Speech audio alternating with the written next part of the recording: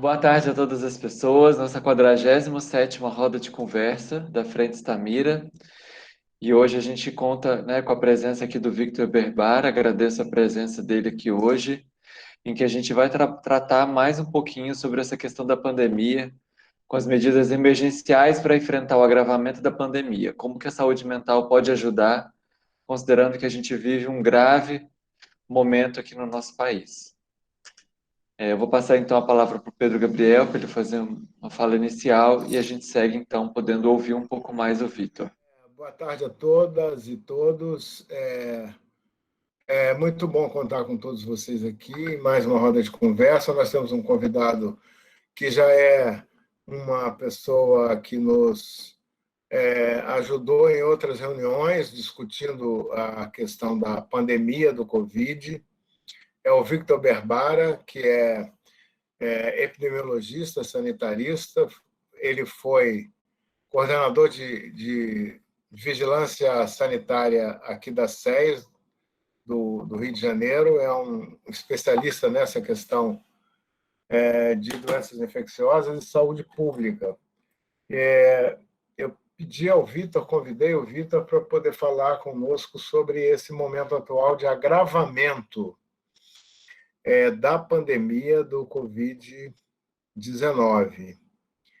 para a gente poder dialogar um pouco sobre medidas a serem tomadas, os anúncios que estão sendo feitos relacionados a lockdown, a questão da vacinação, tudo isso. Então, a proposta é ouvir o Victor, ele vai falar conosco um tempo e, em seguida, fica aberto para debate, para perguntas ao próprio Victor, para debate de uma forma geral, tá bom? A gente vai fazer, então, hoje uma roda de conversa, especialmente voltada para essa questão da pandemia e para aumentar também a nossa informação objetiva sobre as coisas da pandemia, né? Ô, Victor, muito grato mais uma vez, muito gentil de aceitar aqui o nosso convite. Tem a palavra. Obrigado, Pedro. Boa tarde a todo mundo. É um prazer estar com vocês de novo. Mais uma vez debatendo essa situação da pandemia, que completou já algumas semanas atrás, um ano de presença em nosso meio, trazendo aí uma série de situações bastante dolorosas para todos nós, né? É difícil encontrar alguém que não tenha sido direta ou indiretamente atingido pessoalmente por essa situação. A gente está atravessando, talvez, nesse momento, a pior fase da pandemia, em termos de incidência, em termos de mortalidade, em termos de desestruturação da resposta de todos os setores da sociedade, em especial dos governos, frente a essa epidemia. Talvez a gente nunca tenha passado tão grande desarranjo, vamos dizer assim, do tecido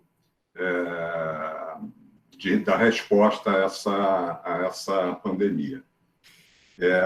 Eu não estou muito acostumado com o Google Meeting. Eu estava escrevendo agora mesmo um informe para a Secretaria, para a Superintendência do Ministério da Saúde aqui no Rio.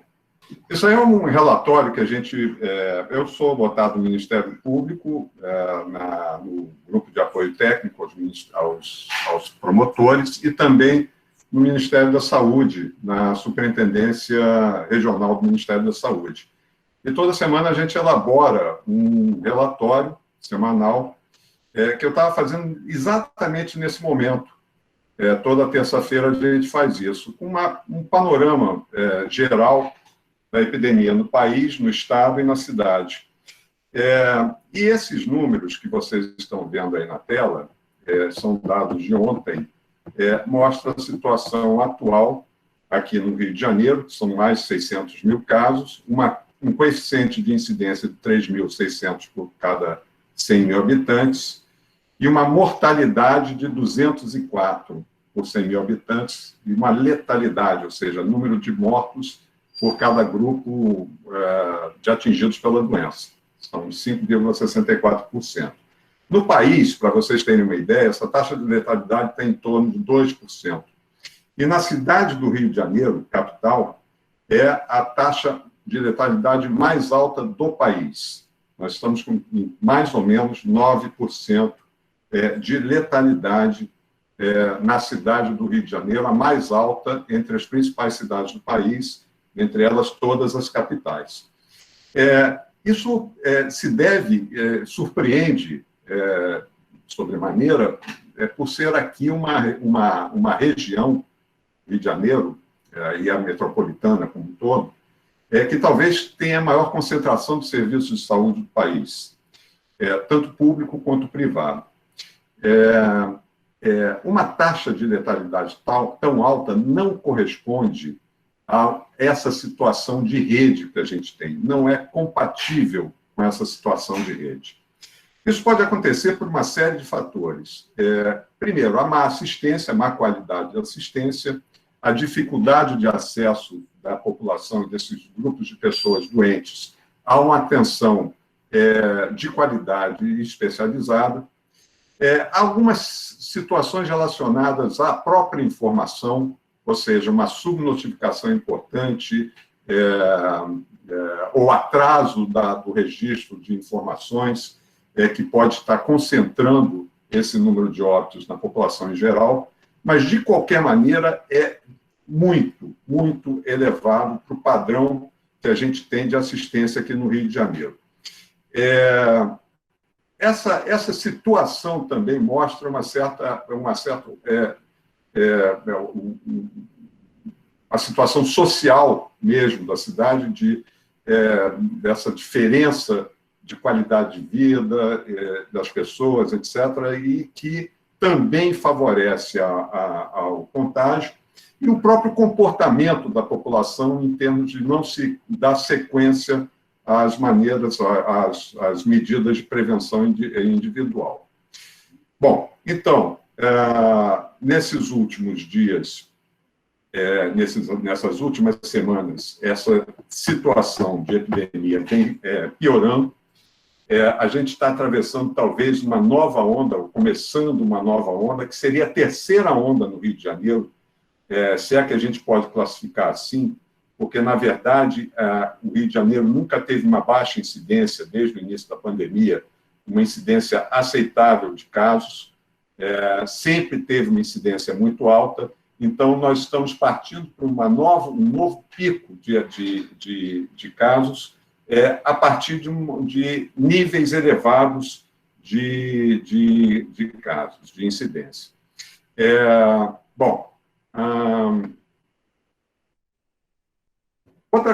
Outra situação que chama a atenção e que pode estar favorecendo esse aumento de número de casos no Rio de Janeiro é a nova variante, a nova linhagem, a chamada linhagem amazônica, ou a de Manaus, a P1, que, em tese, apresenta maior infectividade, uma capacidade de infectar um maior número de pessoas, inclusive por reinfecção. O caso de Manaus, que vocês acompanharam, esse caso assim, gravíssimo, que aconteceu na passagem do ano, em janeiro, em que atingiu uma quantidade imensa de pessoas, levando ao colapso total da rede de assistência, inclusive com falta de insumos, de oxigênio, medicamentos, etc. Foi uma surpresa o ocorrido em Manaus para muita gente, embora não para aqueles que vinham estudando ou acompanhando o desenvolvimento dessa situação em outros países. Ou seja, a gente já sabia que a doença, que o vírus era capaz de produzir reinfecções naqueles casos, enfim, de pessoas que tinham tido no início da pandemia. Em Manaus, no ano passado, alguns inquéritos sorológicos em determinadas regiões de Manaus apontaram uma positividade em testes de IgG, de sorologia, de até 60% da população. Ou seja, naquela época, muitos imaginavam que essa população estaria protegida. E o fato de Manaus, no final do ano, início desse ano, mostrou que não, que a maior parte das pessoas pode vir a se reinfectar, em especial com linhagens ou variações do vírus, como aqui surgiu na Amazônia. Esse fato pode estar acontecendo agora aqui no Rio de Janeiro, ou seja, novas linhagens circulando com maior intensidade, provocando infecção, inclusive naquelas pessoas que foram contaminadas recentemente.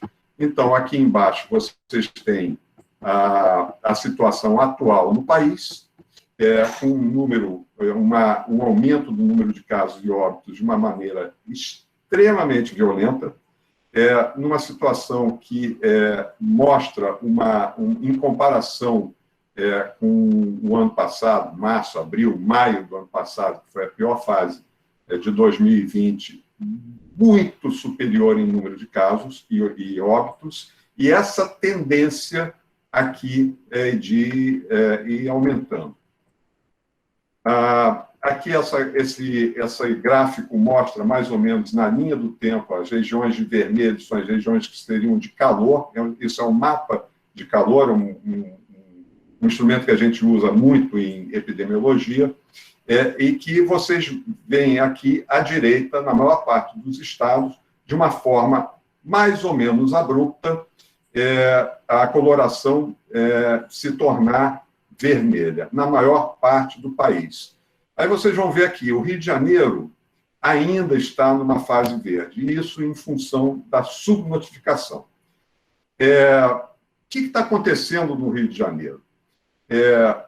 A gente está percebendo uma situação grave, não em função do número de casos de notificados, ou registro de óbitos, porque se vocês forem ver, nos dados mais recentes aqui no estado do Rio de Janeiro,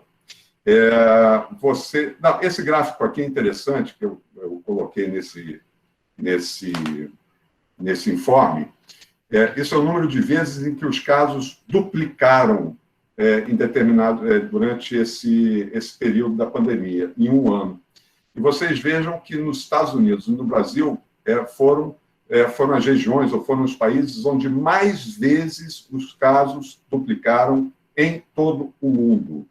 Ou seja, a situação hoje do Brasil é a pior entre todos os países do mundo. E o Rio de Janeiro está, se fosse um país, estaria aqui no lugar dos Estados Unidos, em primeiro lugar. Mas a evolução no Rio de Janeiro, de acordo com os sistemas de notificação, parece haver uma tendência de queda. Esse dado mostra, da forma como ele está sendo apresentado, como o nosso sistema de informação e de vigilância é muito falho. Porque esse dado aqui deveria estar registrando o aumento do número de casos antes do aumento das internações, que é o que a gente está verificando agora.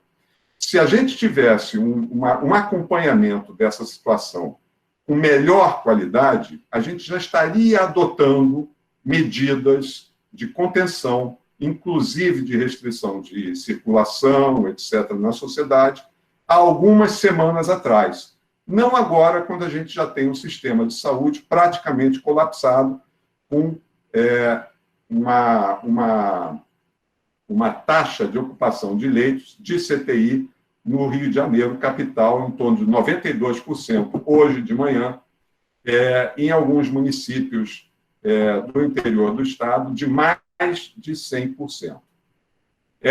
A variação do número de óbitos também vocês não vão perceber esse agravamento, pelo contrário, mas se vocês forem acompanhar pela um gráfico de solicitação de leitos por dia, vocês vejam aqui à direita, as últimas semanas, uma situação pior do que a verificada em março, maio, abril do ano passado. Hoje, nós batemos o recorde de número de leitos de CTI ocupados em um ano no município do Rio de Janeiro, em torno de 600 a 700 leitos ocupados, quase 100% de ocupação. E aqui à direita, esse cantinho aqui à direita do vídeo, é a situação de hoje. Em azul são os leitos de UTI, vocês vejam que é uma situação de maior gravidade. Ao contrário do que diz o secretário municipal de saúde, hoje a gente não tem mais leitos do que na época em que haviam aquelas tendas ou aqueles hospitais de campanha. Pelo contrário, hoje nós temos menos leitos e uma maior concentração de doentes ocupando essa cadeia de assistência. Bom, esse é um panorama mais ou menos, aqui também, aqui é a fila de espera por leitos, vem aumentando.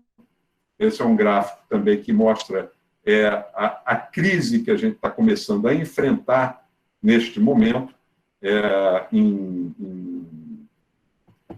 Em azul são os leitos, a fila de espera hoje está em torno de 500 pessoas esperando por um leito de UTI na cidade do Rio de Janeiro.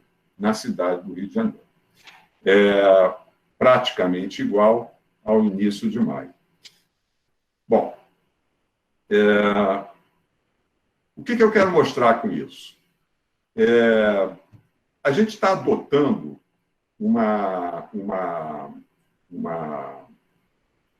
medidas, nesse momento, de forma tardia, em relação à situação, ao quadro que a gente encontra nesse dia de hoje. Numa situação como essa, em que a gente tem quase 100% de ocupação de leitos, é necessária a adoção de uma série de medidas que impeçam ou diminuam essa pressão.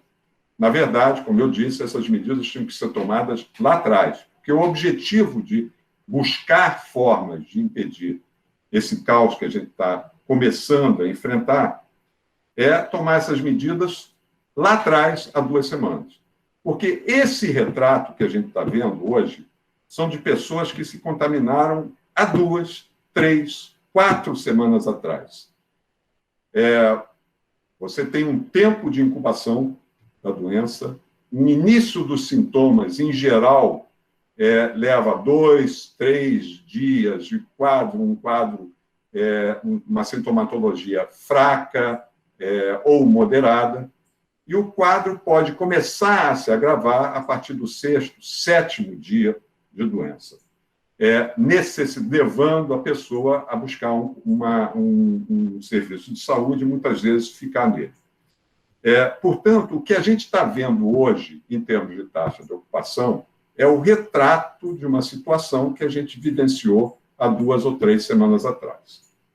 Bom, o Pedro pediu para que a gente discutisse um pouco essas formas de prevenção e de resposta à doença, ou a essa epidemia.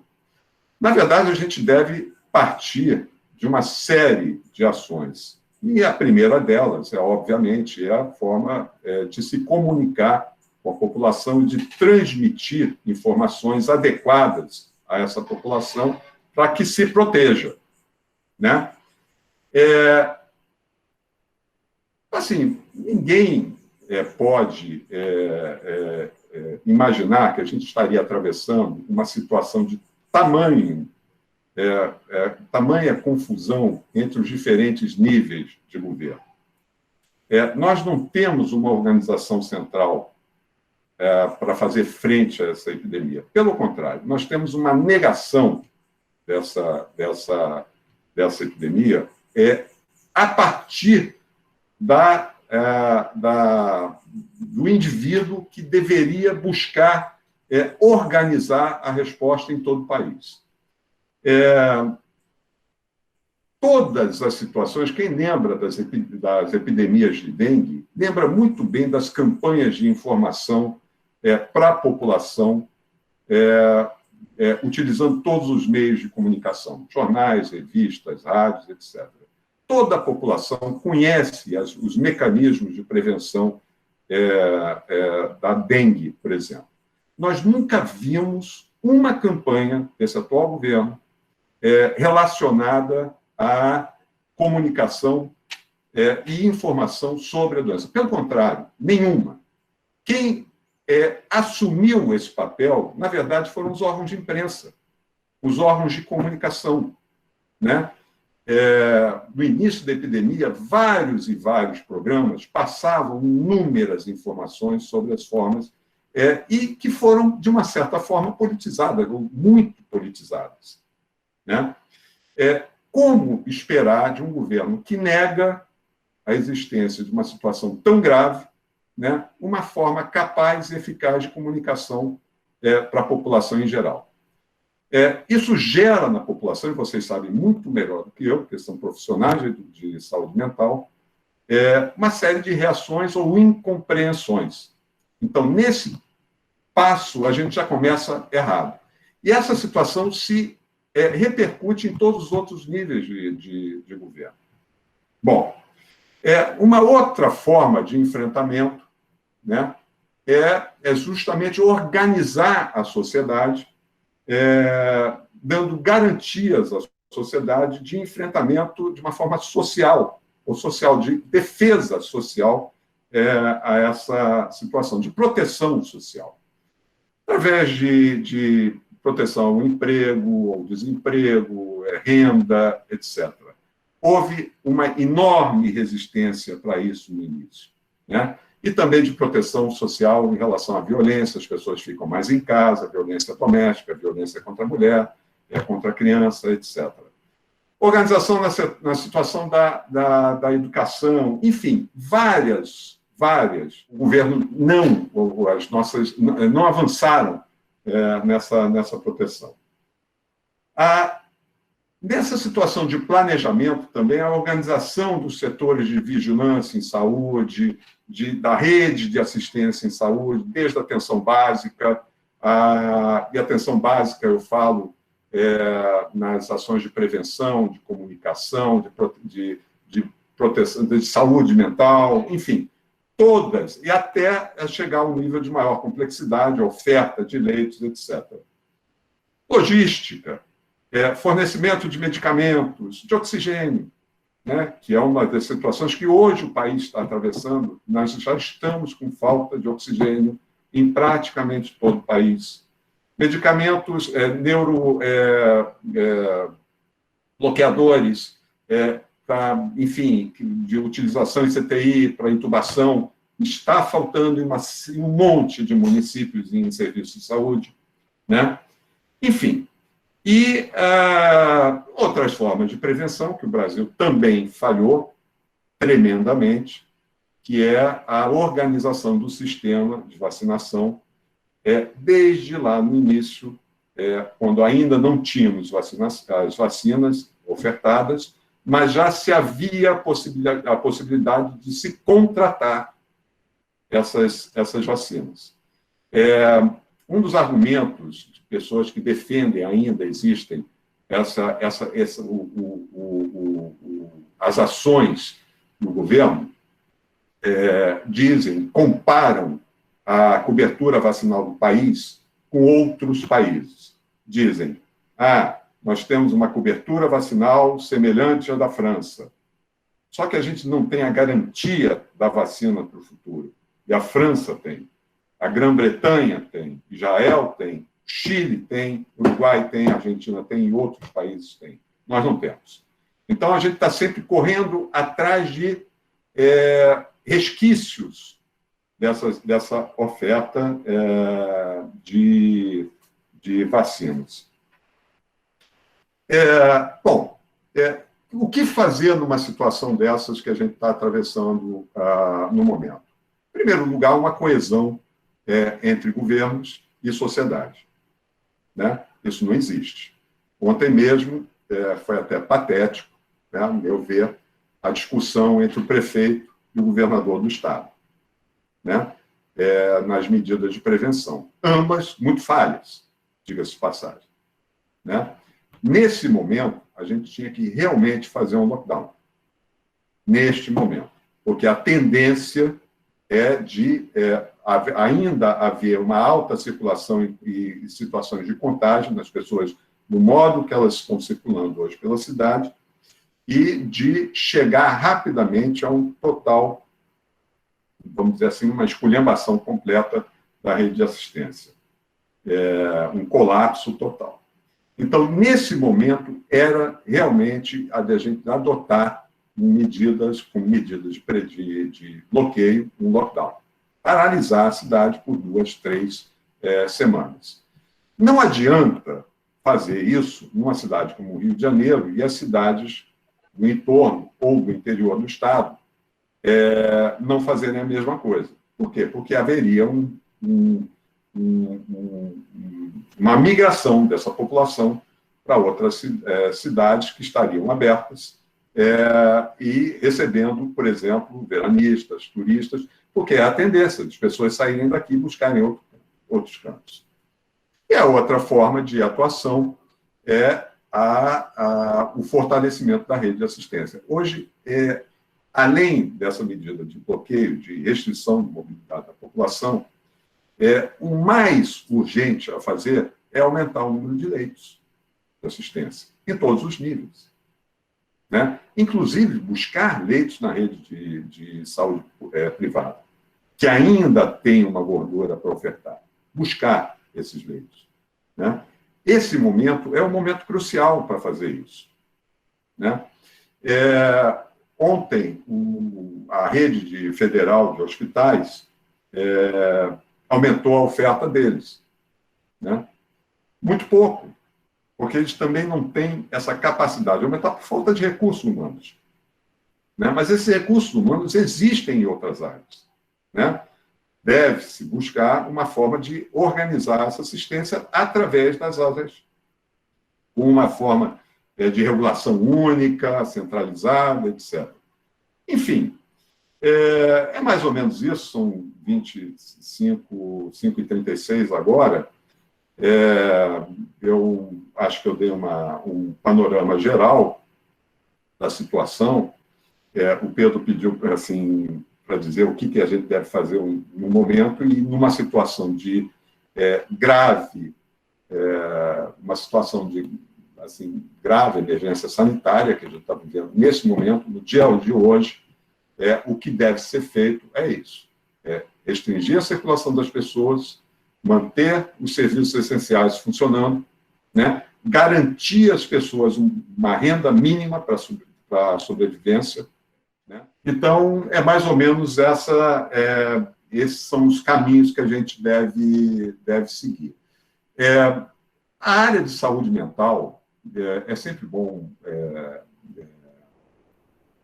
lembrar, né? E agora mesmo, hoje, a gente estava fechando as diretrizes técnicas de apoio aos promotores. Agora, já estou falando como profissional de saúde do Ministério Público.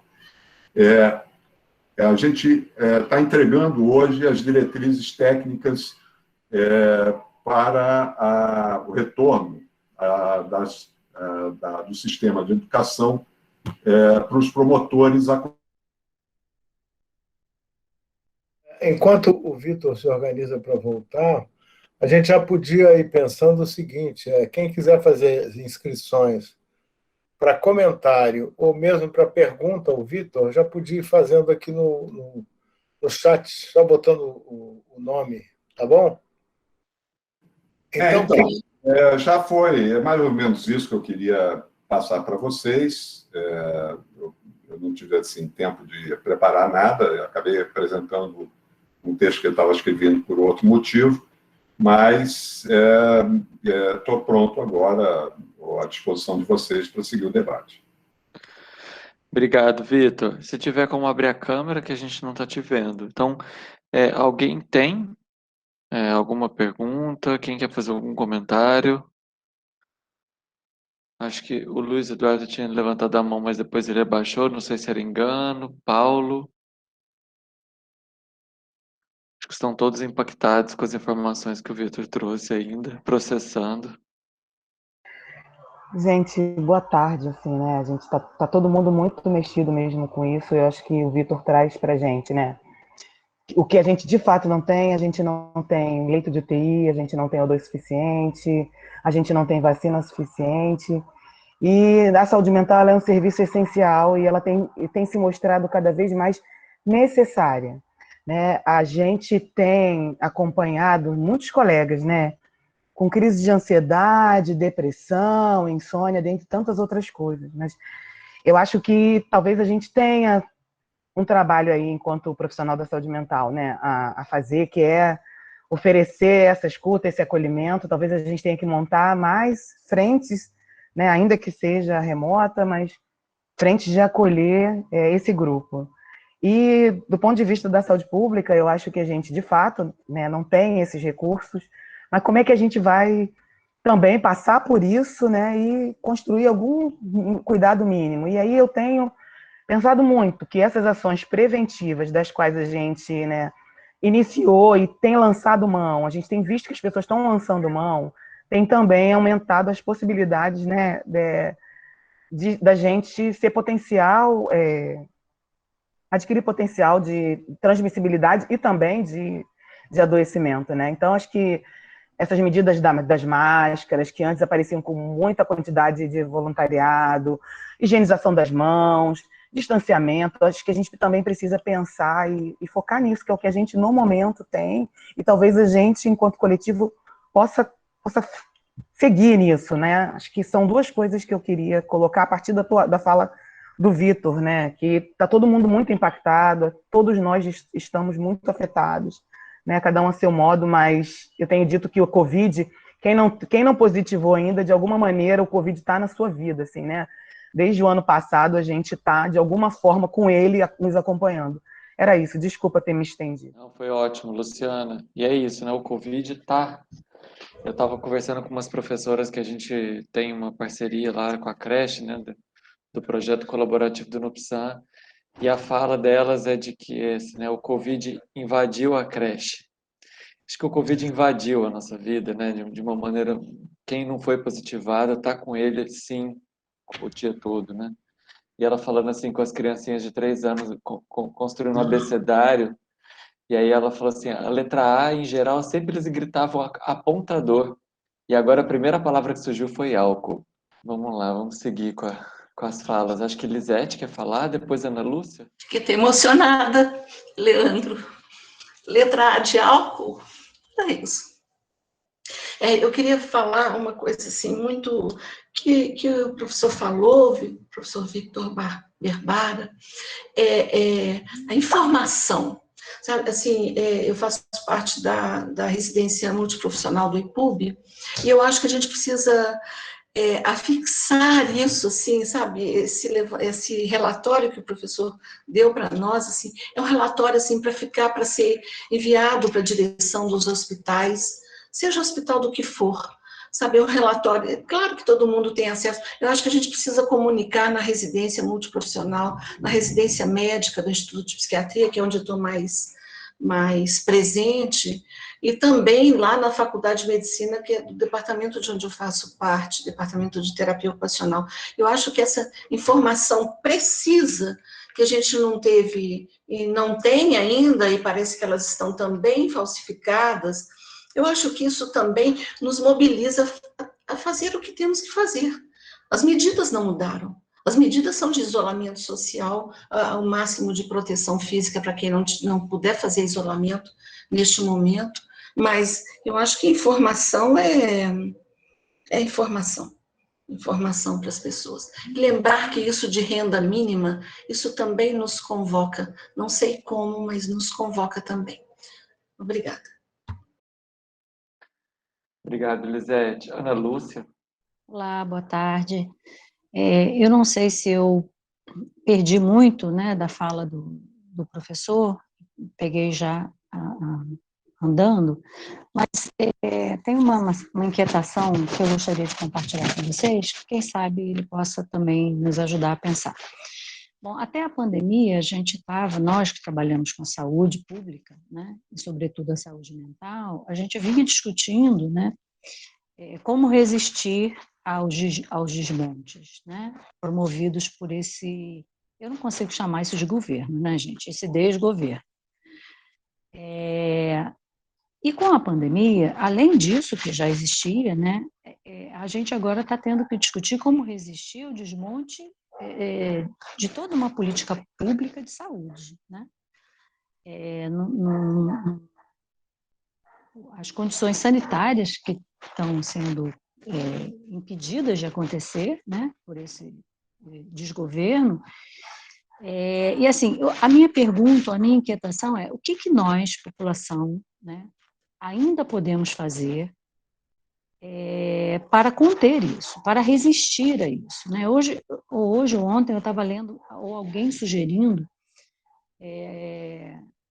uma comissão, né, que houvesse uma comissão organizada por médicos, né, cientistas políticos, enfim, pessoas que pudessem, de fato, né, destituir o poder que o presidente tem de atrapalhar, né, de interferir e colocando a gente numa situação, num beco sem saída, porque as previsões são muito pessimistas, né?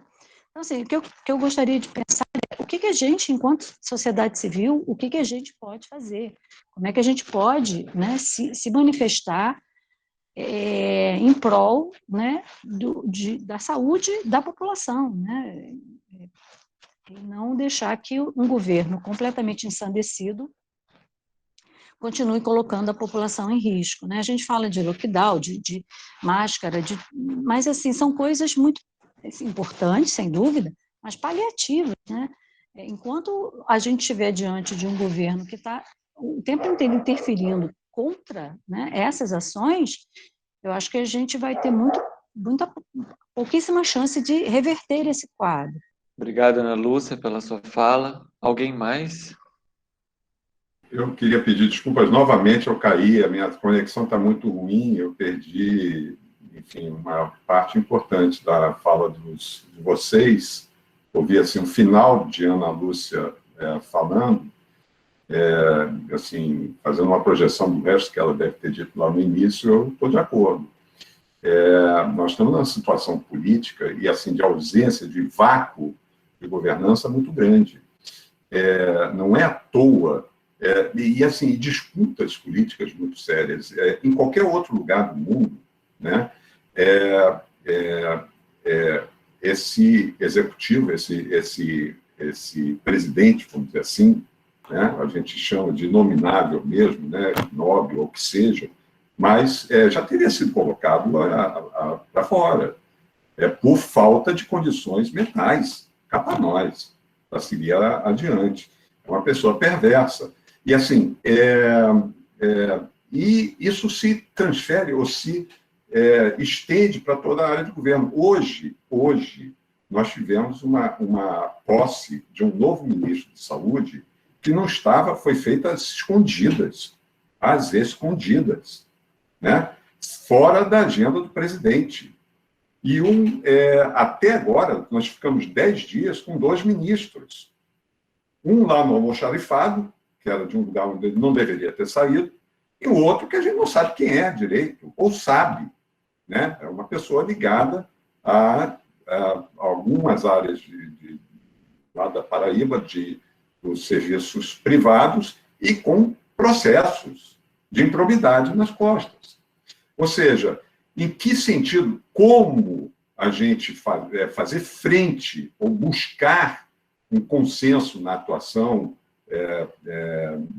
de resposta, na resposta de uma situação tão grave como essa, se em locais que a gente tem um fortalecimento, linhas de governo, linhas de ação fortalecidas, já não consegue uma grande resposta. Já tivemos grandes situações de calamidade em outros países, mas que assumiram os seus próprios erros. Eu costumo dizer assim, como exemplo o primeiro-ministro da Grã-Bretanha, que até ele ter sido internado numa UTI, assim, uma situação grave de saúde, ele tinha uma conduta, ele saiu, mudou completamente. Né? E hoje talvez seja o país que esteja melhor escondendo na Europa essa situação de calamidade. A gente não tem essa situação, esse espírito em nenhum nível. Né? Esses conflitos vão se repetindo em cada estado, em cada cidade, etc. Né? Então, a gente está realmente numa situação muito difícil e que toda a resposta deveria ou deve, a gente tem a esperança de que parta da sociedade organizada, dos mecanismos de controle social, para que a gente, enfim, dê uma resposta. Mas a mim, não aparece o nome dela, mas está aqui no cantinho superior da minha tela, quando ela falou da emoção, do impacto da palavra álcool, né, primeira resposta da criança no abecedário, todos nós estamos muito impactados com isso. Nós, profissionais de saúde. Né? Então, não é à toa, mas é a partir dessa visão de crise, talvez, que venha essa resistência que a gente está desenvolvendo e venha uma solução. É isso que eu acho. Sim, foi Elisete, né, que comentou sobre a questão do álcool e falou da importância da gente divulgar essas informações, né, que você trouxe hoje.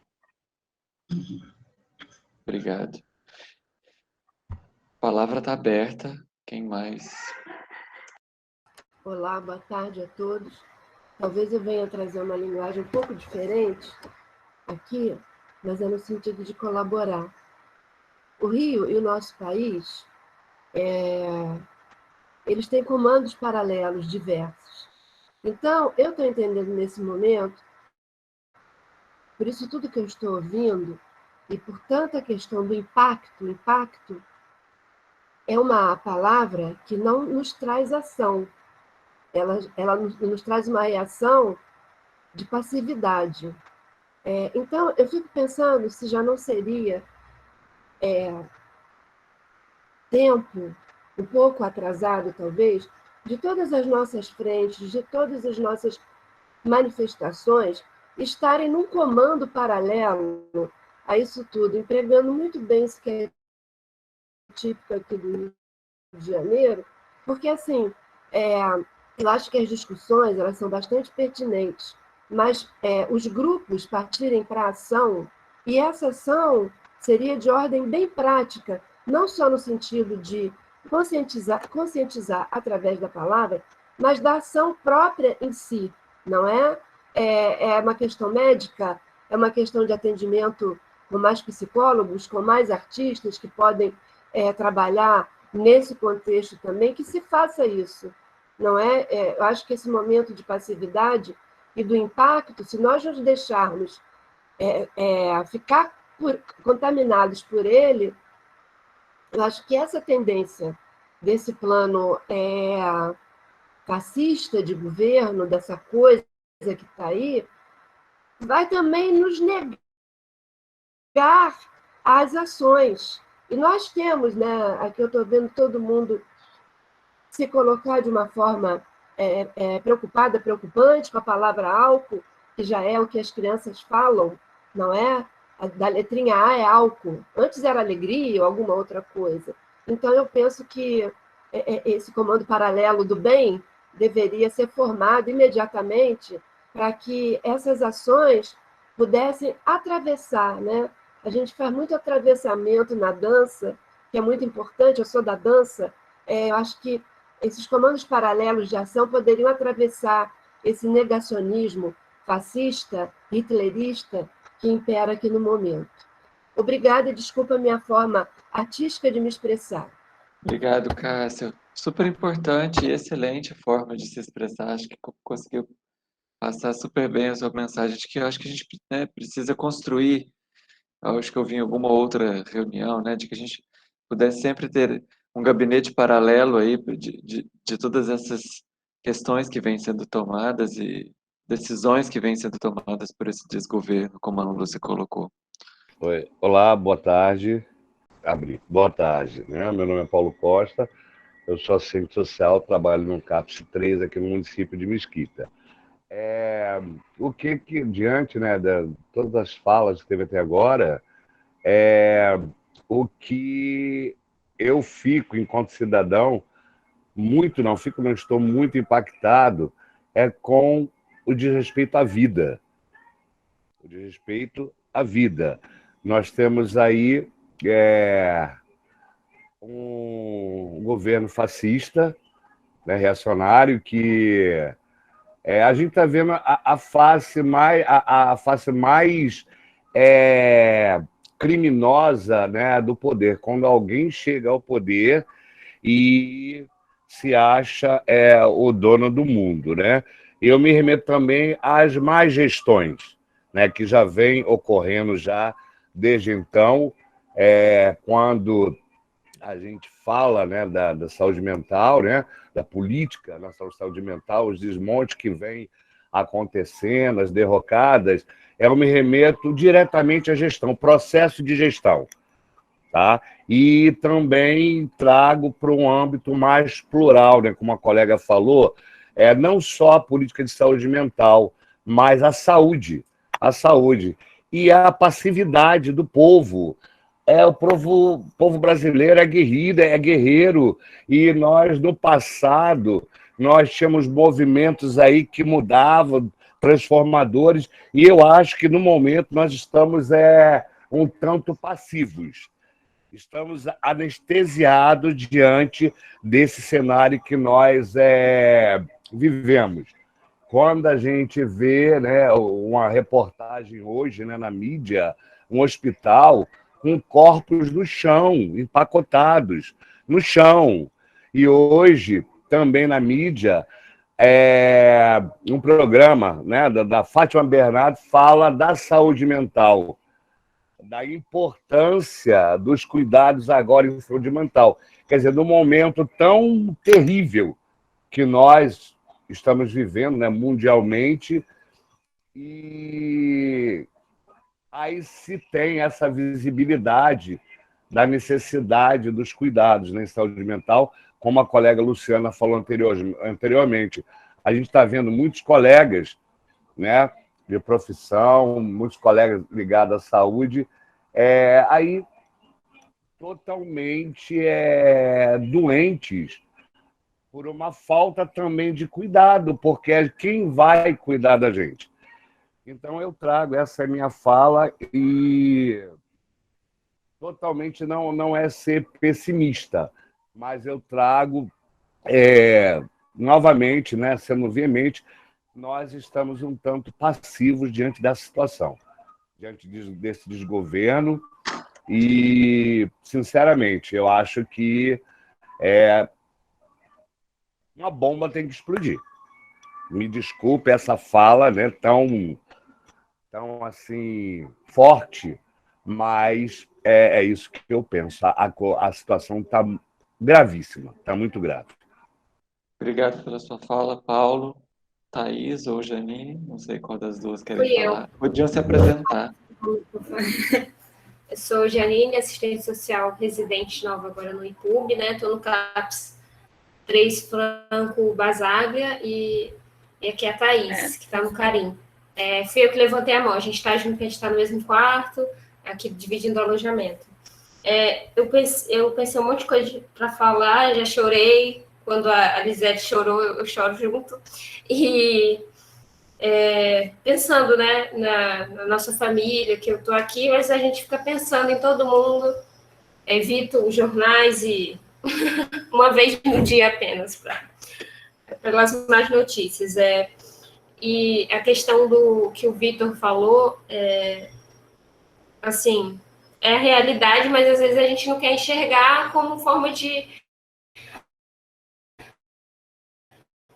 continuar, né? Eu estava lembrando que eu vi esses dias, até eu estava no CAPS, estava numa reportagem, e um médico falou que o Brasil hoje é o maior cemitério do mundo, né? E quando você vê a notícia de mais de 2.700 mortes por dia, imaginar de Covid, fora as outras mortes, né, causadas no Brasil, você fica pensando assim, como pode existir pessoas que neguem isso, né? E eu acho que o que o Paulo falou agora, essa questão, e que a Tássia também falou, da gente ser passivo, eu também fico pensando, dá vontade de ir lá derrubar o governo e botar alguém lá que faça alguma coisa, mas, assim, acho que falta um pouco também de quem está desse lado não negacionista, essa questão da falta de esperança, porque a gente vê muita gente defendendo ainda esse governo, né?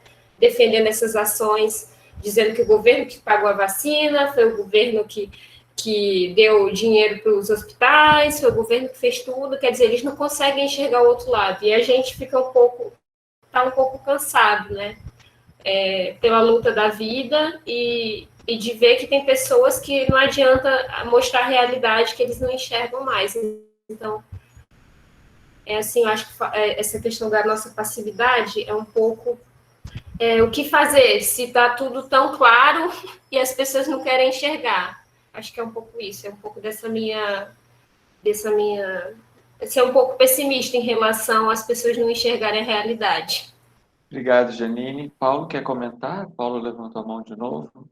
Não, me debruçando na fala da colega, realmente é isso, é o que ela falou, quando eu falei em passividade, né, nossa, né, do povo, foi bem nesse sentido também. Ok. Nelly de Almeida pediu a palavra. Eu queria fazer um contraponto um pouco a essa questão da passividade, da ausência de resposta, né? Isso é realmente um fato. A gente estamos na perplexidade, né, diante de necessidade de respostas, né, e a gente não encontra amparo, não encontra uma certa institucionalidade, e tudo isso é fato. Mas eu acho que quando a gente fala dessa forma, fica parecendo que a gente deveria estar respondendo a tudo isso, como se fosse uma questão fácil, né? Como se a gente não tivesse também uma dimensão mais clara do nível do ataque que a gente está sofrendo. Eu vejo assim, a minha metáfora é essa, assim, e fomos bombardeados, estamos em guerra, escombro, né? Na rua tem escombros, não tem mais Brasil, não tem país. É um nível nunca visto, né? Todos os dias, a todos os momentos, bombas e bombas semióticas são lançadas. E a gente, de fato, perde uma certa noção da gente mesmo, da nossa capacidade de reagir. Então, assim, a vítima, o povo é a vítima, e a vítima nunca é a culpada. O povo está nessa condição, né? Com muita dificuldade de responder. Eu acho que a primeira coisa que a gente tem que observar, ou talvez identificar, é dimensionar efetivamente esse nível de ataque, dar externalidade a isso, né? Da externalidade. Não somos nós que somos pessoas fracas, passivas, é que o ataque é muito severo. Então, assim, eu entendo, assim, com uma dimensão mais real do problema que está vivendo, acho que a gente consegue mobilizar mais forças para responder a isso. E não ficar numa posição muito crítica, né? Por exemplo, a gente se deu conta, pelo menos eu me dei conta, assim, como que o Brasil tem uma educação falha, né? O sistema educacional, como que o sistema educacional brasileiro não forma cidadãos, né? Forma pessoas com muita precariedade. Então, assim, essas pessoas, talvez, assim, se criou uma massa muito amorfa e muito capaz de absorver qualquer coisa, sem resistência nenhuma, né? Então, há um desafio aí de educação, de formação, da gente batalhar por cidadania. E eu acho que assim, a gente tem que começar a pensar assim, como é que a gente age numa guerra? Como é que a gente faz numa guerra? Para a gente saber como é que a gente vai sobreviver a isso, né? Não são tempos normais. Eu não sei, nunca tinha. A primeira vez que eu estou numa guerra. Então, eu não sei assim, como é que age numa guerra? Você vai na rua tranquilamente comprar pão numa guerra? Eu acho que não vai, né? Deve ter alguma coisa que impeça as pessoas e que exija que a gente faça outras coisas. Então, eu acho que a gente tem que, primeiro, assim, tipo, melhorar o nosso foco, né, dessas questões todas que a gente está vivendo. Identificar mais esses ataques, né? O Brasil perdeu soberania, a gente está sem soberania nenhuma. E alguma coisa muito forte sustenta isso tudo. Não é possível, entendeu? Alguma coisa sustentando muito isso. Então, assim, eu sou otimista, embora o pessimismo da razão, eu acho que a gente tem que olhar para a gente com potencialidades, acho que temos como reagir, mas acho que, em primeiro lugar, a gente tem que dimensionar mais fortemente essa realidade de guerra que a gente está vivendo. Obrigado, Nelly. Me identifico com essa pergunta. Como agir na guerra? Não sei. Bruna, depois Isabel, Cristina. Bruna. Oi, gente, tudo bem? Sou Bruna, sou terapeuta ocupacional. Acho que eu vou somar aí um pouco a fala da Nelly, né? Eu também costumo ser a fala otimista, apesar de ter ficado cada vez mais difícil, né?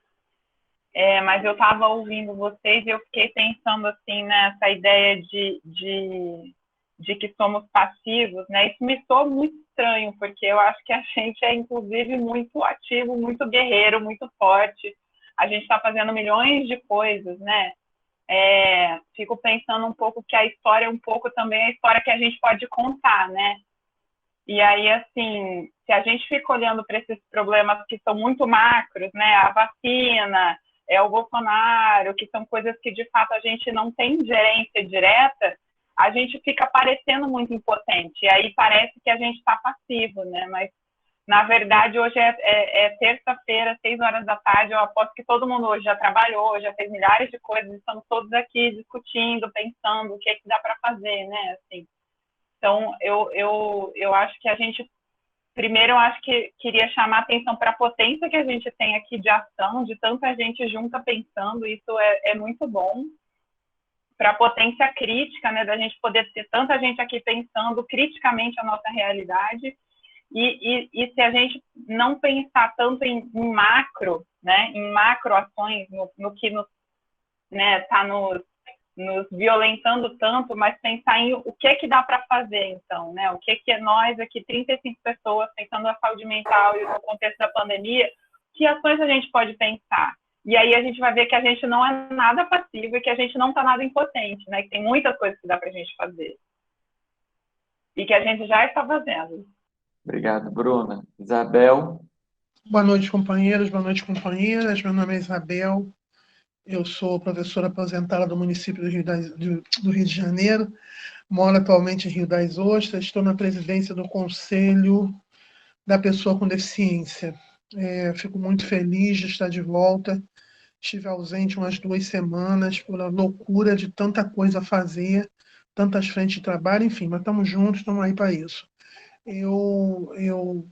Me perdoem se por acaso eu me emocionar, né? Mas realmente está muito complicado, está difícil, né? Mas nesse miudinho que a gente precisa estar agindo também, né? Eu sinto como Paulo e sinto como a companheira que falou agora há pouco. E a companheira tem toda a razão. Se a gente não focar no que a gente tem feito, a gente realmente vai ficar com a sensação que a gente não está fazendo nada. Mas a gente está fazendo sim, dá para fazer algumas coisas no miudinho. E eu vim trazer uns informes para o grupo, eu acredito, não sei se já foi falado, me perdoem se já tivesse sido falado, mas está havendo um movimento no Brasil, gente, que é a jornada de lutas da juventude. Juventude quer pão, vacina e educação. E existe um cronograma nacional. Amanhã, dia 24 de março, é o dia de alerta pela educação pública e fora Bolsonaro. Frente Brasil Popular e Povo Sem Medo. Aqui em Rio das Ostras, nós vamos ter uma manifestação em frente à prefeitura. Várias instituições de Rio das Ostras e Macaé estarão participando. Cidadãos também de Rio das Ostras. O termo, pessoal, que o pessoal dessa frente está usando é a manifestação simbólica. Vai um representante de cada instituição, fala em nome da instituição. Em Macaé, houve um recuo da Câmara de Vereadores em relação ao retorno das aulas presenciais, porque é um fantasma que os donos de escolas particulares e o poder público, pressionado por esses donos, também estão pressionando, mas Friburgo, por exemplo, os donos de escolas particulares se recusaram a voltar. Essas coisas a gente tem E aí a gente tem que perceber que existem algumas reações. E aí, continuando com esse cronograma, gente, dia 28 Dia de solidariedade em defesa da vida e da educação pública. Amanhã é o dia do lockdown nacional.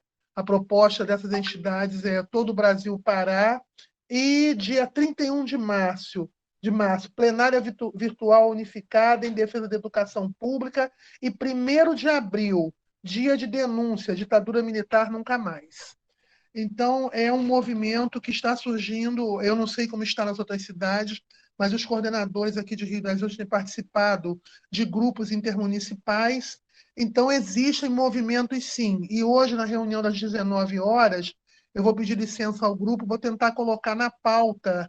A carta já está pronta, mas nas outras mobilizações, colocar na pauta a questão da saúde mental. Eu acho que a gente precisa unir forças e para tentar falar de questões que nos impactam a todos. Então, eu vou levar o informe também dessa nossa reunião, hoje às 19 horas, na reunião que prepara esse encontro de amanhã na Prefeitura, às 9 da manhã, o manifesto simbólico, que é como os grupos de educação têm chamado, para manter o peso e proteger a todos nós com relação ao isolamento social, ao distanciamento. Ok? Obrigada, gente. Ok, Isabel. Obrigado pela troca aí de informações entre os grupos. Vânia, e depois a gente tem Yolanda. Quem mais? Ai, boa noite, gente. Assim, o Vitor foi falando, eu fui me encolhendo, sabe? Fui ficando cada vez mais... Assim, foi só... Ele foi... desculpa, gente, é complicado. Ele foi só confirmando que eu já tinha a intuição do que estava acontecendo, né? Assim, a gente não tinha dados tão concretos, assim, né? Falando, ditos por uma pessoa idônea, né? A gente ouve muito a televisão e a gente nunca sabe se o que está sendo dito é verdade ou não, né?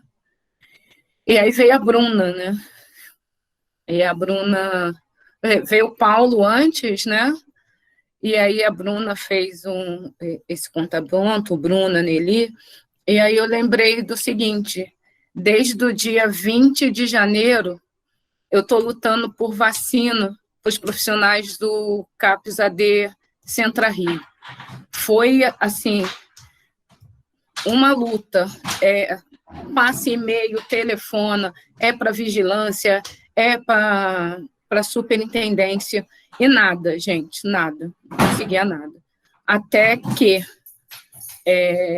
resolveu-se unir o CAPS-AD e os 2 CAPSIs que não tinham sido vacinados. E, assim, foi a união desses 3 serviços que conseguiu que todos os profissionais fossem vacinados. Quer dizer, os profissionais do Centro Rio, do CARIM e do CAPSI. Então, assim, a gente não está parado, não, né? Pode, claro, não estamos fazendo nada no macro, mas ali no miudinho, como a Isabel falou, a gente tem feito, sim, tá? E se não fosse a união dos 3 serviços, provavelmente nenhum dos 3 estaria vacinado até hoje, né? Então, assim, só para dizer que a gente não está parado, não, a gente luta. Só que eu consegui entender que sozinha não ia conseguir nada, entendeu? Eu ia estar até hoje passando e-mail, ligando para tudo quanto é instância e não ia conseguir. Então, assim, a gente tem que estar junto sempre. Eu acho que aquela velha frase, né? A união faz a força, sim. Obrigado, Vânia. Bruna colocou que o miudinho também produz mudanças. Yolanda, depois Carlos Henrique. Oi, gente, boa noite. Eu vou falar rápido, hoje eu vou falar rápido mesmo, viu, gente? Eu não ia nem falar, não. Vou ser muito rápida mesmo, que eu não ia falar. Eu estava aqui ouvindo vocês falarem, eu vou de novo, porque eu sou chata, não canso, falar para vocês o seguinte: aqui tem muito trabalhador da rede, né?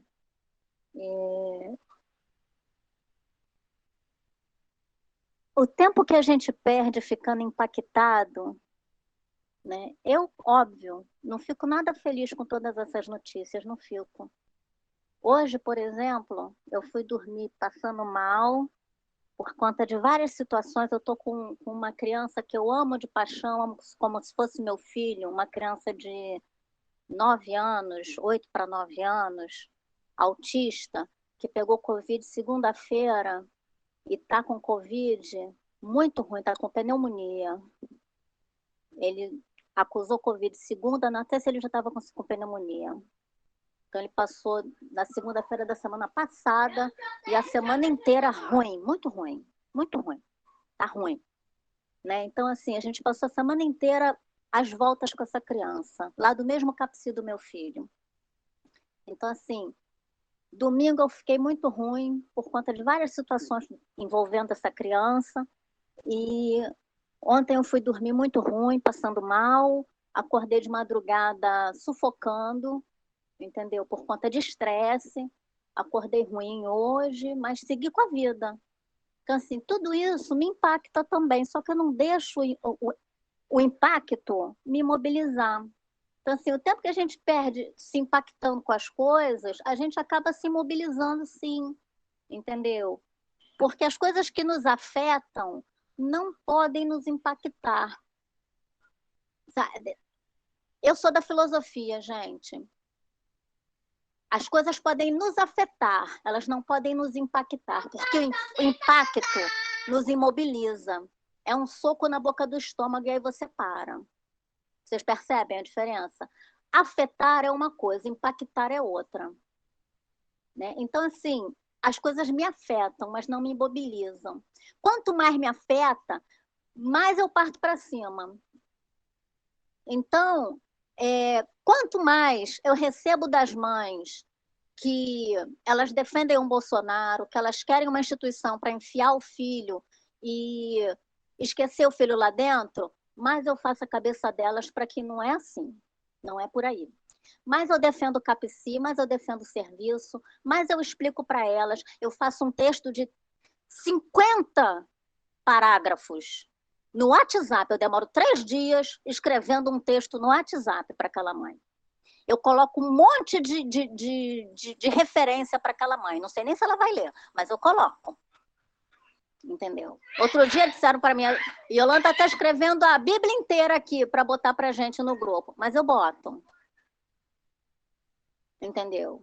Outro dia uma mãe me colocou que os infectologistas disseram que criança não pegava Covid, agora as crianças estão pegando Covid. Coloquei um monte de reportagem falando da forma mais agressiva de Manaus. Um monte, falei.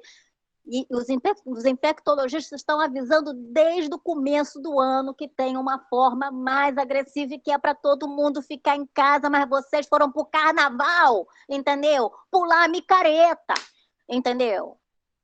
Então, assim, não é Jesus que vai salvar. São os infectologistas, sim. Não é ivermectina, porque ivermectina mata verme, não mata vírus.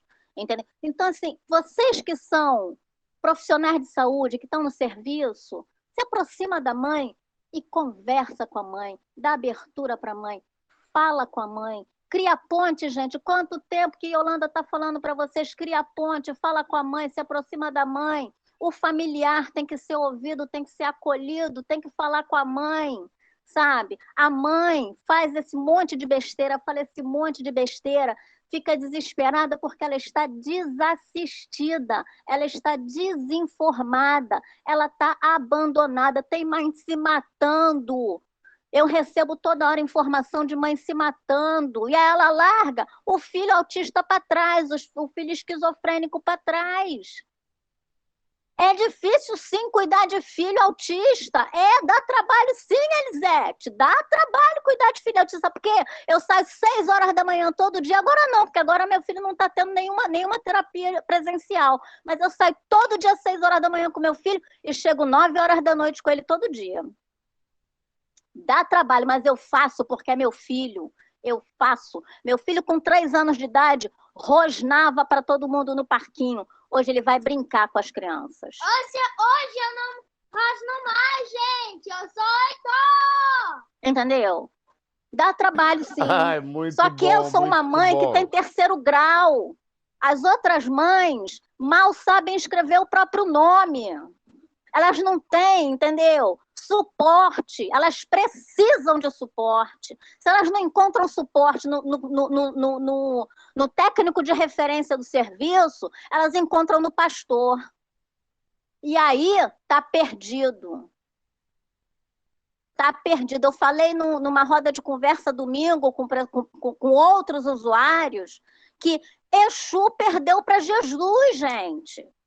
E aí está perdido. Está perdido. Por quê? Porque a gente não acolhe mais. A gente não acolhe. Entendeu? É isso que eu tinha para falar. Obrigado, Yolanda. Depois o Heitor pode se apresentar aí também. O Heitor está participando junto. Está com 10 anos, cismou que é adolescente, gente. Eu estou perdida. Ai, que tá saudável, que bom. Bom saber. Manda um abraço pro Heitor. Carlos Henrique. Eu já sou adolescente sim, tá? Tá quase lá, Heitor. Tá quase lá. Boa noite a todos, né? Já está escuro. E uma das últimas palavras que eu ouvi o doutor Vitor falar foi a falta de planejamento sobre a vacina, sobre o tratamento. E assim, eu gostaria de saber do doutor Vitor se existe um planejamento caso essa vacina que está sendo aplicada hoje, essas duas doses, daqui a um ano precisa tomar outra dose, será que o Brasil está pronto para poder para contratar essa vacina, para pré-contratar ou fazer uma prescrição para a compra dela, para que não falte, para que essas 280 mil pessoas que está completando hoje ou amanhã não aconteça de novo? Muito obrigado. Obrigado, Carlos. Então, a gente tem uma pergunta aí para o Vitor sobre a contratação das vacinas. Vou passar a palavra para ele. A maioria das vacinas disponibilizadas e sob registro aqui no Brasil são duas, na verdade. É a Coronavac e a da AstraZeneca, que estão liberadas para utilização e estão disponíveis no nosso meio. Essas duas vacinas precisam de 2 doses, vocês todos já sabem. A Coronavac são 3 semanas entre uma dose e outra, e a AstraZeneca de 3 meses entre uma dose e outra. O que não se sabe ainda é o período, o tempo de proteção que elas conferem. Então, essa sua pergunta, Carlos, ela ainda não tem resposta. Ou seja, é possível que a situação do coronavírus, do Covid, ela, em termos de prevenção por vacina, seja semelhante à da vacina contra a gripe, né? E a gente tem que se vacinar, aquele público-alvo, todo ano, né? Primeiro, porque, no caso da vacina, porque a vacina é composta pelos 3 principais vírus que circulam no ambiente naquele momento ou no ano anterior. Então, você busca manter a proteção sobre essas variações do vírus da gripe, que tem mais prevalência. No caso da Coronavac, do Covid, é possível, sim, que esse período, esse tempo de proteção não seja, enfim, para sempre, com várias outras vacinas, ou que seja necessário ter um reforço a cada 10, 5 anos, como o caso do tétano, de 10 em 10 anos. É possível que seja necessária um reforço anual ou bianual. Não se sabe, mas é provável, né? Evidentemente, o Brasil já deu mostras que não está organizado suficientemente no momento de manter um fornecimento adequado por períodos mais prolongados. A gente não tem a garantia de vacinar o público-alvo que está dentro dos planos de contingência do país e dos estados, que são aqueles mais idosos ou aqueles grupos mais expostos ao vírus. né, da população. Então, a gente não tem garantia para isso, quanto mais promover reforços nos próximos anos para aqueles que vacinaram. Eu acredito, assim, se falou muito em mobilização e tudo mais, que daqui a 1 ou 2 anos eu também tenho uma esperança de que a gente vá vivenciar períodos melhores, né?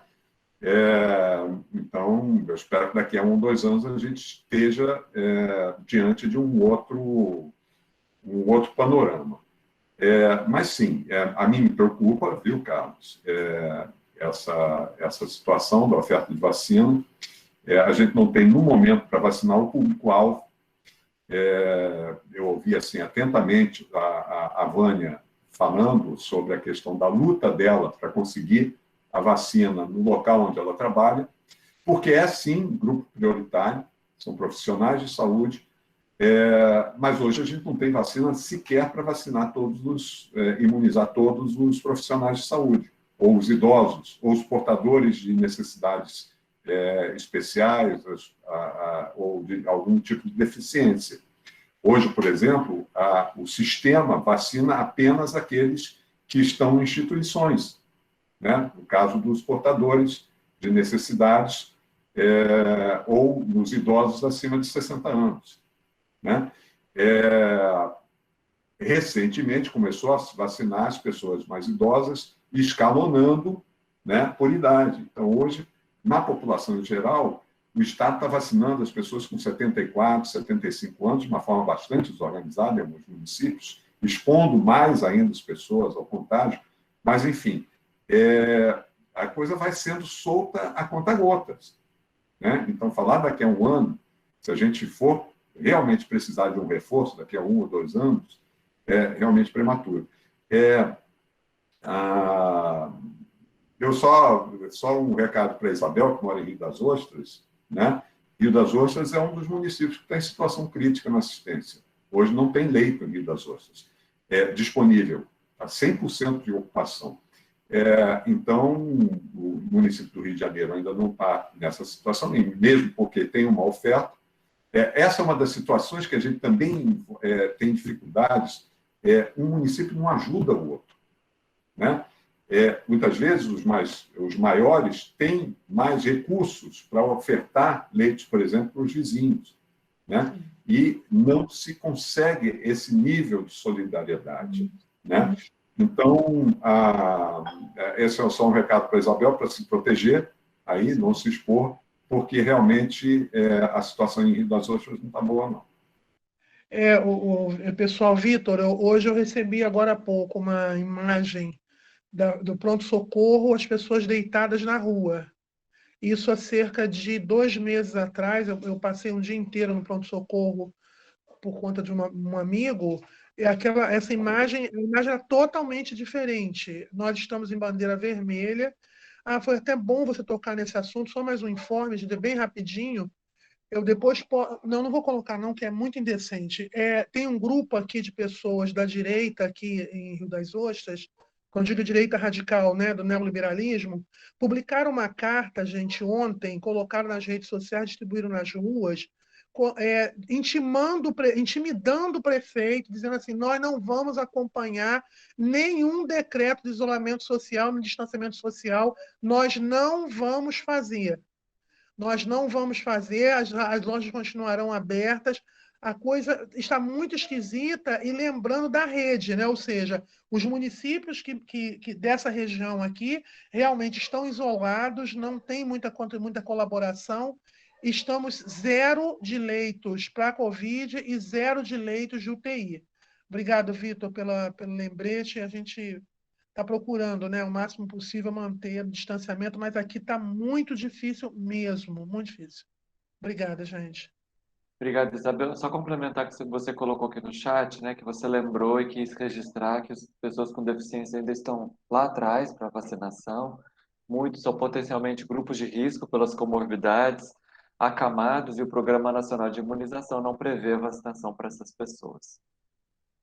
Então, eu vou passar antes para o Pedro. Até prever, até prevê, é só uma correção, até prevê, se você for ver o plano, eles, a pouca oferta de vacina, eles dividiram em grupos de prioridades. E todos os portadores de morbidades, comorbidades e de necessidades estão lá, só que estão hierarquizados, vamos dizer assim. Começou pelos mais idosos, que realmente a mortalidade é muito maior entre os idosos, e aí vai passando, em função da pouca oferta de vacina, para os outros grupos. E ainda está muito longe de chegar a todos, por exemplo, os diabéticos, insulino-dependentes, hipertensos, que são pessoas que são mais vulneráveis mesmo, né? Os obesos, aqueles grandes obesos, que a mortalidade neles é muito alta. Quer dizer, então, até chegar lá, a população em geral, então, nem se fala. A população adulta,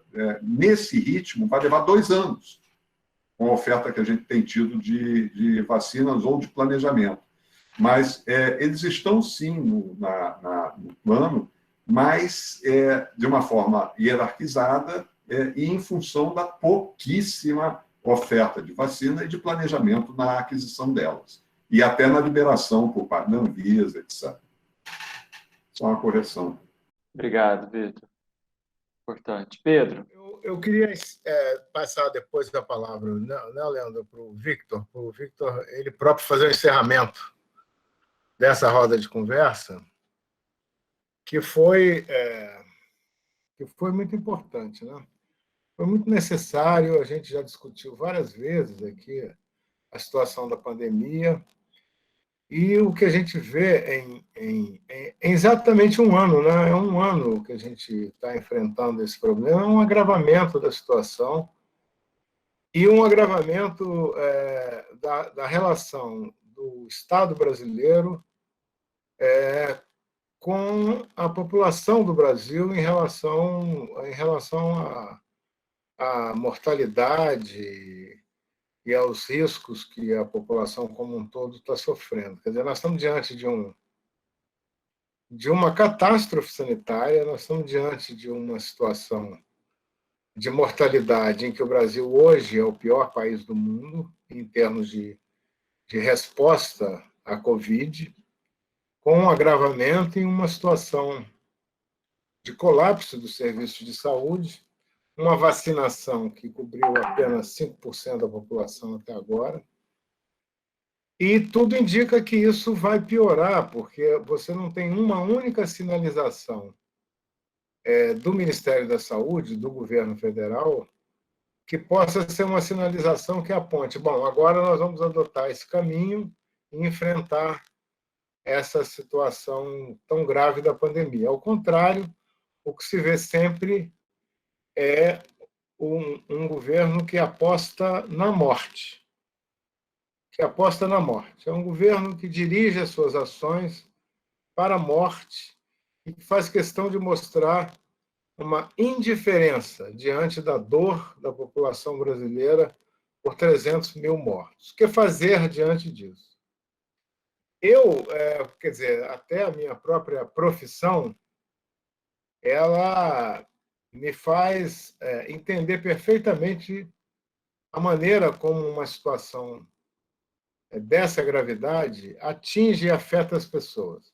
Pode afetar também de uma maneira que deixa todo mundo paralisado, estupefato, sem saber o que fazer.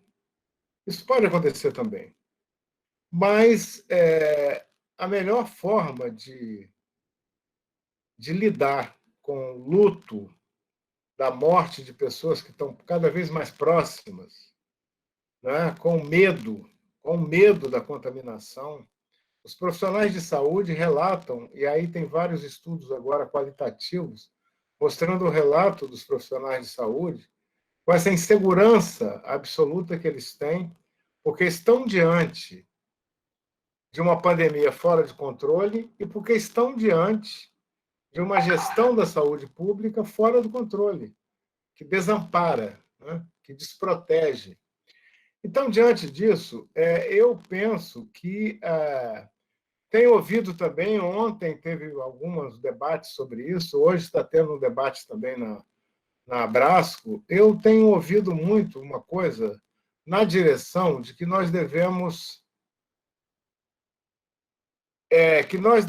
considerar que a população brasileira que quer defender a vida vai ter que se organizar para defender a vida. E vai ter que se organizar através dos movimentos coletivos, profissionais, população de uma forma geral.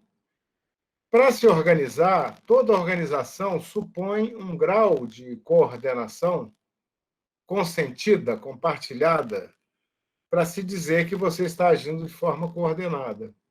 Então, acho que a gente deve ouvir com atenção propostas que começam a surgir de uma coordenação nacional surgida dos movimentos sociais, surgida dos profissionais de saúde, das universidades, de pessoas como Victor Berbara, que é um especialista nessa questão, para construírem uma coordenação paralela de comando.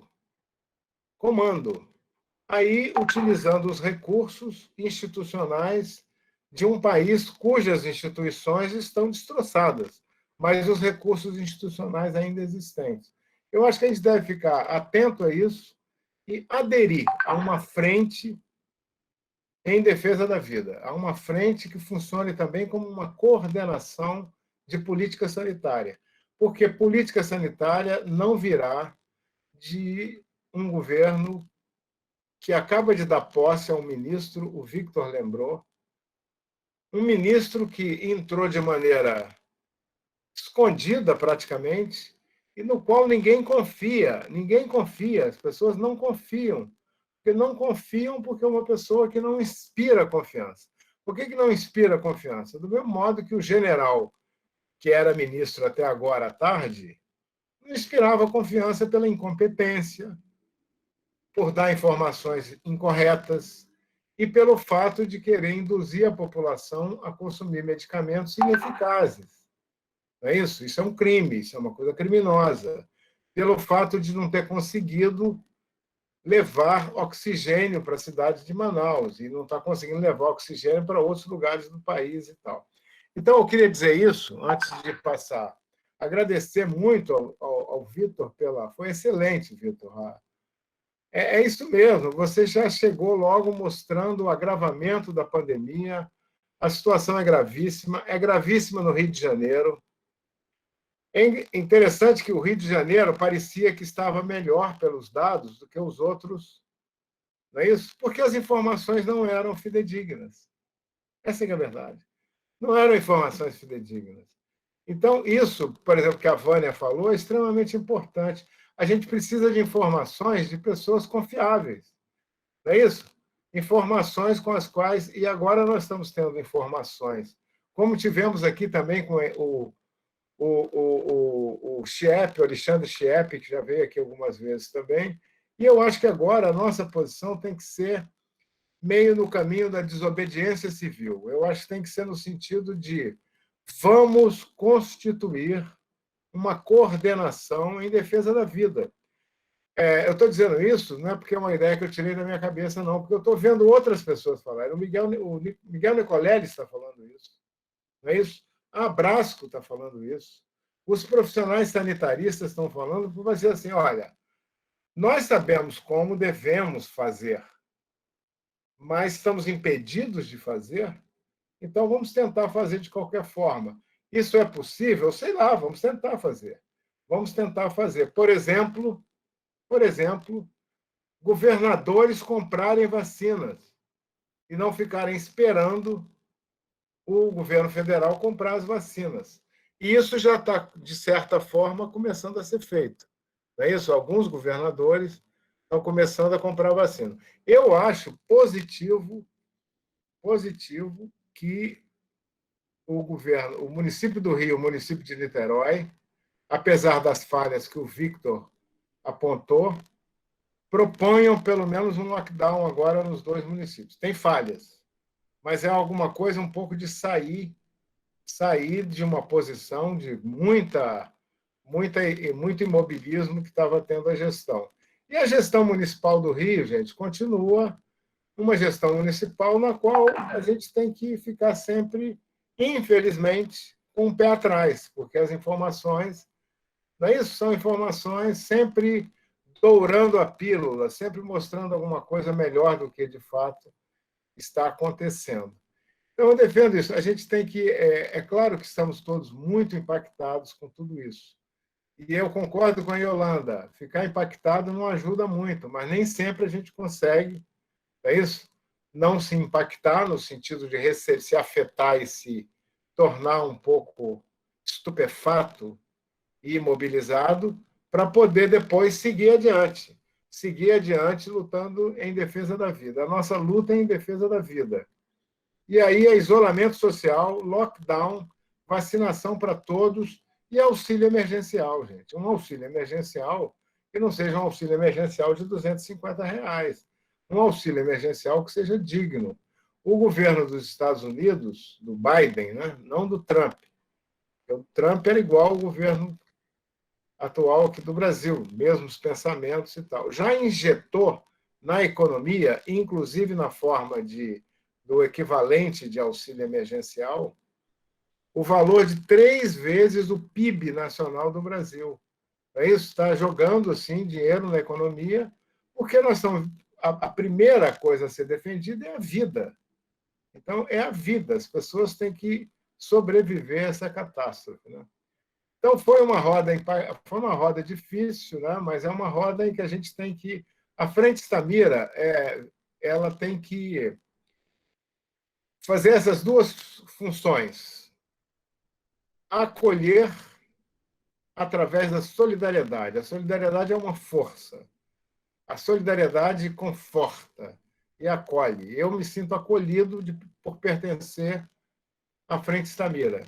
Mas, ao mesmo tempo, ela tem que ser uma articulação que luta. E se o cenário da luta agora é fazer uma articulação paralela ao Ministério da Saúde e ao governo federal, eu acho que a gente tem que investir nessa direção. Como uma etapa. E estou totalmente, só para não deixar claro isso, as ações locais, cotidianas, aparentemente pequenas, são tão importantes quanto as grandes ações. São tão importantes quanto as grandes ações. Primeiro, a sua vila, depois o mundo. Né? Primeiro, a sua aldeia, depois o mundo. Porque se você também não faz o trabalho na sua aldeia, você nunca chegará próximo de fazer um trabalho num âmbito maior, no âmbito de um país gigante como o Brasil, né? Um país diverso, gigante como o Brasil. Vitor, muito grato. Leandro, vamos então passar a palavra de volta para o Vitor, para a gente poder encerrar essa nossa roda de conversa. Agradeço pelo convite. Para mim foi excepcional participar dessa discussão e é sempre um aprendizado.